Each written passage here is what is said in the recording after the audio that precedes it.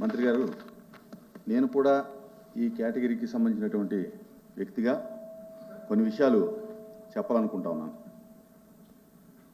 Supreme court చాలా దీర్ఘకాలిక పోరాటం తర్వాత సుప్రీంకోర్టు ఆర్డరు తర్వాత ఏకసభ్య కమిషను వేయటం జరిగింది. దానికి అనుగుణంగా ఈ బిల్లును తయారు చేయటం మేమందరం కూడా స్వాగతిస్తా ఉన్నాం. ఎందుకంటే సమాజంలో ఉన్నటువంటి వ్యత్యాసాన్ని సరిచేయాలనేటువంటి ఆలోచన ఏదైతే ఉందో అందరూ కూడా సమానంగా ఉండాలి. కొంత వ్యత్యాసం ఉండి కొంతమంది వెనుకబడతనం, కొంతమంది బెనిఫిట్స్ ఎక్కువ పొందడం అనేది కరెక్ట్ కాదు. కానీ దీన్ని చేసే విధానంలో కొన్ని నా సూచనలు ఏంటంటే, వెనుకబడితనం ఎందుకు వచ్చింది, ఆ మేజర్గా ఉన్నటువంటి మాలమాదిగల మధ్య ఇంత వ్యత్యాసం రావడానికి కారణం నా ఉద్దేశం చదువు, ఎడ్యుకేషను ఒక వర్గానికి అందటం, ఒక వర్గానికి అందకపోవటం అనేది నా ప్రధానమైనటువంటి ఆలోచన. ఇదే బిల్లులో కేవలం రిజర్వేషన్ చేయటం వల్ల, ఏదో వాటా పంచటం వల్ల ఆ కులాల్లో ఆర్థికంగాను సామాజికంగా వెసులుబాటు వస్తుందని చెప్పి అనుకుంటే అది కరెక్ట్ కాదేమో. సామాజికంగా ముందుకెళ్ళాలంటే, ఆర్థికంగా ముందుకెళ్ళాలంటే సమాజంలో అందరితో పాటు ఆ వర్గాలు కూడా సమానం చేయాలనేటువంటి ఉద్దేశం ఉంటే కనుక వారికి సౌకర్యాలు అందుబాటులోకి రావాలి. ముఖ్యంగా చదువు అందుబాటులోకి రావాలి. అలాగే సౌకర్యాలు వారి జీవన విధానంలో మార్పు రావడానికి ప్రభుత్వాలు కృషి చేయాలి. నా సూచన ఏంటంటే, ఈ బిల్లులోనే ఎస్సీలకు సంబంధించి మీరు ఏదైతే ముందుకు తీసుకురావాలనుకున్న మాదిగలు కానీ, లేకపోతే ఈ రోజున మాకు ఏదో క్లాసిఫికేషన్కి వ్యతిరేకం అని చెప్పేటటువంటి మాల కులాలు కానీ, వారికి ప్రత్యేకమైనటువంటి చదువు మీరు ఏదైనా చేస్తే బాగుండేది. కేవలం రిజర్వేషన్ చేసి చదువు లేకోకుండా వారికి వాటా పంచటం వల్ల దానికి సంబంధించి వారు నిజంగా ఈ రోజున ఏదైతే ప్రయోజనం చేయాలనుకున్నారో అసలు చదువుకున్న వాళ్ళు లేకపోతే మీరు ఇచ్చేటటువంటి బెనిఫిట్కి అర్థం లేదు. కనుక ఖచ్చితంగా ఆ మాలమాదిగల పేటల్లో లేకపోతే మిగిలినటువంటి 59 కులాలు ఏవైతే ఉన్నాయో ఆ కులాలకి చదువు చెప్పించండి, ప్రత్యేకమైనటువంటి వెసులుబాటు కల్పించండి. గతంలో కూడా ఈ దేశంలో ఉన్నటువంటి ఈ యొక్క ఎస్సీ ఎస్టీలకు సంబంధించినటువంటి విధానంలో శ్రీమతి ఇందిరాగాంధీ మాజీ ప్రధాని గారు ప్రత్యేకమైనటువంటి చట్టాలు తీసుకొచ్చి ఈ రోజున సమాజంలో ఈ మాత్రమైనా ముందుకు వెళ్ళగలిగారంటే కనుక ఆనాడు ఇందిరాగాంధీ గారు చేసినటువంటి చట్టాలు, ప్రత్యేకమైనటువంటి చట్టాలు తీసుకొచ్చి వారికి చదువులో కానీ, లేకపోతే బ్యాంకు రుణాల్లో కానీ, లేకపోతే ఎమ్యూనిటీస్లో కానీ, లేదా ప్రత్యేకంగా ఇల్లు కానీ, వ్యవసాయ భూములు పంచడంలో కానీ అందరికంటే కూడా మరి ప్రత్యేకంగా కొన్ని చట్టాలు చేసి ఇందిరాగాంధీ గారు ముందుకు తీసుకురావడం జరిగింది. ఈ రోజున మేమందరం కూడా సమాజంలో సమానంగా ఎంతో కొంత రాగలిగామంటే కనుక ఆ చట్టాలు ఉపయోగపడి, ఆ యొక్క ప్రభుత్వ కార్యక్రమాలు ఉపయోగపడి, అలాగే ఈ రోజున ఈ చట్టం చేయటానికి ఎవరికి అభ్యంతరం లేదు, ఖచ్చితంగా చెయ్యాలి. కానీ మీరు పంచేటటువంటి ఈ రిజర్వేషన్ కానీ, ఈ యొక్క వాటా కానీ పొందాలంటే కనుక ఆ వర్గాలకి చదువు, సమాజంలో కలిసేటటువంటి ఒక వెసులుబాటు కల్పిస్తే బాగుండును అని చెప్పి నా అభిప్రాయం. అలాగే ఇక్కడ కేటగిరీ 1, 2, 3 కింద పెట్టారు. ఈ 3లో వచ్చేటప్పటికి ఈ 35 మాల అయ్యవార్లు నోటు పెట్టారు. నాకు చాలామంది ఫోన్ చేసి అడగటం జరిగింది. ఈ యొక్క మాల అయ్యవార్లు అనేది దీంట్లో కలపటం వల్ల మాలల యొక్క బెనిఫిట్ అనేది కొంత దెబ్బతింటుంది. ఇక్కడ కేటగిరీ 2లో వచ్చేటప్పటికి మాదిగ అనేది సింగిల్గా ఉంది.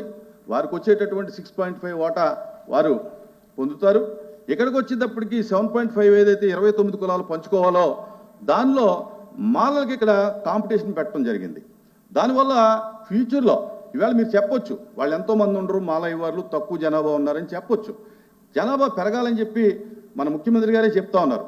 దానికి అనుగుణంగా జనాభా పెరిగితే గనక రేపొద్దున ఖచ్చితంగా ఇది కాంపిటీషన్ అవుతుంది, పూర్తిగా మాలలకు అన్యాయం జరిగేటటువంటి అవకాశం ఉంది. కనుక అదేదైనా అవకాశం ఉంటే కనుక దాన్ని సపరేట్ చేసి మాలను ప్రత్యేకంగా మాదిగలు ఏ రకంగా అయితే పెట్టడం జరిగిందో అదే రకంగా ఈ బిల్లులో మాలను కూడా ప్రత్యేకంగా పెడితే బాగుంటుందని చెప్పి తెలియజేసుకుంటా ఉన్నాం. అలాగే వారికి సంబంధించినటువంటి చదువు విషయంలో కూడా ఈ ప్రభుత్వం ఈ యొక్క చట్టంలో కానీ దీనికి సంబంధించి మరి వచ్చే మీరు ఎప్పుడు చేయదలుచుకున్నారు మీ ప్రభుత్వం ఆలోచించి వారికి ఏ విధమైనటువంటి వెసులుబాటు కల్పిస్తూ ఉన్నారో చదువు కల్పిస్తూ ఉన్నారో మీరు ఇచ్చినటువంటి ఈ రిజర్వేషన్ కేటగిరీస్ని ఏ రకంగా వాళ్ళ పొందటానికి అవకాశం ఉందో ఆ రకంగా కూడా ప్రయత్నం చేయాలని చెప్పి తెలియజేసుకుంటూ ఈ యొక్క బిల్లుని మరి సభ ఆమోదించవలసిందిగా కోరుతాం.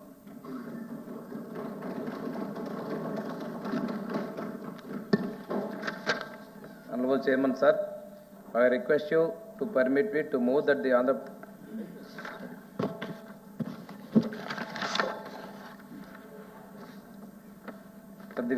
Pradesh Scheduled Caste Bill 2025 be passed. మేము అడిగిందని మీరు ఏమైనా చెప్తారా? సరే చైర్మన్ గారు మీరు చెప్పినటువంటి అభిప్రాయాల ప్రకారం ఇది సుప్రీంకోర్టు జడ్జిమెంట్ ఆధారంగా వన్ మ్యాన్ కమిషన్ ప్రకారం మనం ముందుకు తీసుకురావడం జరిగింది. సభ్యులు మాట్లాడిన సూచన ప్రకారం ఏదైతే ఈ జీవో మీరు చెప్పిన దాని క్యాస్ట్ గురించి 35వ సీరియల్ నంబర్లో ఉన్నటువంటి మాలా అయ్యవార్లు ఇది గవర్నమెంట్ ఆఫ్ ఇండియా ఏదైతే షెడ్యూల్ కులాలు షెడ్యూల్ ట్రైబుల్కి సంబంధించి మనకు నిర్దేశించేటువంటి చట్టంలో ఉన్నటువంటి జీవోలో స్పెసిఫిక్గా అది మెన్షన్ చేయడం జరిగింది. ఈరోజు వన్ మ్యాన్ కమిషన్ కొత్తగా దీన్ని చేర్చింది కాబట్టి రెండవది మీరు చేసినటువంటి సూచనలు ఈరోజు బిల్ పాస్ అయిన తర్వాత భవిష్యత్తులో ఎవరి నుంచైనా సభ్యుల నుంచి కానీ సమాజం నుంచి వచ్చేటువంటి సూచనని పరిగణలోకి తీసుకొని పరిశీలన చేసి మనం చట్టంలో ఎప్పటికైనా కానీ సంబంధించి న్యాయపరంగా మార్పులు చేర్పులు మన చట్టం సభల ద్వారా చేసుకునేటువంటి వెసులుబాటు ఉంటుంది. వీటన్నింటి పరిగణలోకి తీసుకుంటాం. రెండవది మీరు ఆందోళన చెప్పినట్టుగా ఒక group of people group 1 group 2 group సిలో ఉన్నటువంటి పీపుల్ కంబైన్డ్గా ఎవరైతే ఆ గ్రూప్లో మేడం మనకి వస్తుంది కదా 35 మీరు చెప్పిన దాని ప్రకారం గ్రూప్ 1లో 12 ఉపకులాలు, గ్రూప్ 2లో 18 ఉపకులాలు, గ్రూప్ 3లో 29 ఉపకులాలు ఉన్నాయి.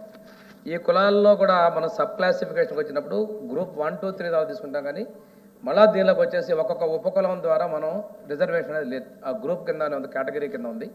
మీరు మెన్షన్ చేసినటువంటి మాలా అయ్యేవాళ్ళు ఒక కులం కింద ఒక సామాజిక వర్గం చూపించారు. దానికి కూడా వన్ మ్యాన్ కమిషన్ రిపోర్ట్లో కూడా పేజ్ నెంబర్ 77లో చాలా స్పష్టంగా కూడా మెన్షన్ చేశారు. వీళ్ళందరూ కూడాను కొన్ని ప్రాంతాల్లో ఉన్నారు, వీళ్ళ ఆచార వ్యవహారాలు కూడా దగ్గరలో ఉన్నాయి, పెళ్లిళ్ళు కూడా చేసుకుంటున్నటువంటి పరిస్థితులు ఉన్నందువల్ల ఇది ఈ రెండింటిని ఒక సమూహంలో చేర్చినటువంటి రిపోర్ట్ కూడా page number 77 one man commission కూడా మెన్షన్ చేయడం జరిగింది. కాకుండా మీరు చెప్పిన విధంగా ఒక వర్గం ఇదిలో ఉన్నటువంటి 29 కులాలు కూడా సమాన అవకాశాలు ఉన్నాయి. మెరిట్లో ఉన్నటువంటి దానికి మనకు వస్తుంది కాబట్టి ఏ ఒక్క వర్గానికి ఈ వర్గీకరణలో ఈ 2 కులాలు ఒక దాని కింద చూపించినందువల్ల ఉపకులాలు మనకు ఎటువంటి ఇబ్బంది ఉండకపోవచ్చు అనేది మన అభిప్రాయం సార్. మేము అదే మాల సామాజిక వర్గానికి చెందిన వ్యక్తిగా మాల అయ్యవార్లు అనేది ఈస్ట్ వెస్ట్ ఎక్కడా కూడా నా వరకు ఈ బిల్లు చూసే వరకు కూడా నాకు ఆ కులం మన ప్రాంతంలో ఉందనేది నా నోటీసులో లేదు. అటువంటి కులాన్ని తీసుకొచ్చి దీనికి కాంపిటీషన్ పెట్టడం వల్ల ఎక్కడెక్కడో ఉన్నటువంటి జనం వచ్చి ఇక్కడ కాంపిటీషన్గా తయారయ్యేటటువంటి అవకాశం ఉంది. మీరు చెప్తా ఉన్నారు ఏకసభ్య కమిషన్ అని. ఏకసభ్య కమిషన్ యాజిటీజ్గా మనం అమలు చేయాలనేది ఏమీ లేదు. మన వెసులుబాటును బట్టి మన ప్రభుత్వ ఆలోచనను బట్టి దాంట్లో చేర్పులు మార్పులు చేసుకుంటాం. మనకు కావాల్సిన ఏకసభ్య కమిషన్ వాస్తవ పరిస్థితులు తెలియజేయడానికి ప్రభుత్వానికి ఇన్ఫర్మేషన్ పట్టుకురావడానికే తప్ప కమిషన్ రిపోర్ట్ ఎప్పుడు కూడా పూర్తిగా అమలు చేయాలనేది ఏమీ లేదు. కనుక అది ఆలోచించమని చెప్పి ఇది చాలా మేజర్ మిస్టేక్ అవుతుంది. రాబోయే కాలంలో మనం సరి చేయలేనటువంటి ఇప్పటికే రవీంద్రబాబు చెప్పినట్టుగా 2 వర్గాలు కూడా కొన్ని సందర్భాల్లో కొట్లాట్లో మాట్లాడుకునే స్థితి లేదు, రకరకాలు లేదు. ఏదేమైనప్పుడు కొంత జరిగేటప్పుడు డివిజన్ జరిగేటప్పుడు బాధ అనేది ఉంటుంది కొంతమందికి. దానికంటే కూడా ఇంకొక విషయం ఏంటంటే ఇది నా దగ్గర ఉందండి. ఇంకో విషయం ఏంటంటే దయచేసి ఏ రాజకీయ పార్టీ కూడా ఈ యొక్క కేటగిరీస్ని రాజకీయాలకు వాడుకోవద్దని చెప్పి దయచేసి మనం చేసుకుంటా ఉన్నాం. పూర్వం ఎలాగైతే అన్నదమ్ముల్లాగా జీవించారో ఆ రకంగా జీవించడానికి అన్ని రాజకీయ పార్టీలు కూడా సహకరించాలని చెప్పి కూడా ఈ సభ ద్వారా నేను అన్ని రాజకీయ పార్టీలు కూడా విజ్ఞప్తి చేస్తా ఉన్నాను. అధ్యక్ష, మీ సూచనలు కూడా పరిశీలిస్తాను. అధ్యక్ష, ఇంత ముందే నేను చెప్పాను, ఈరోజు బిల్ పాస్ అయిన తర్వాత భవిష్యత్తులో సమాజం నుంచి వచ్చేటువంటి సూచనలు కానీ క్యాస్ట్ నుంచి సూచనలు అన్నింటి కూడా పరిగణలోకి తీసుకొని సందర్భానికి సందర్భంగా మనం ముందుకు వెళ్తామని చెప్పేసి మీకు తెలియజేస్తాను. అధ్యక్ష మాట్లాడండి.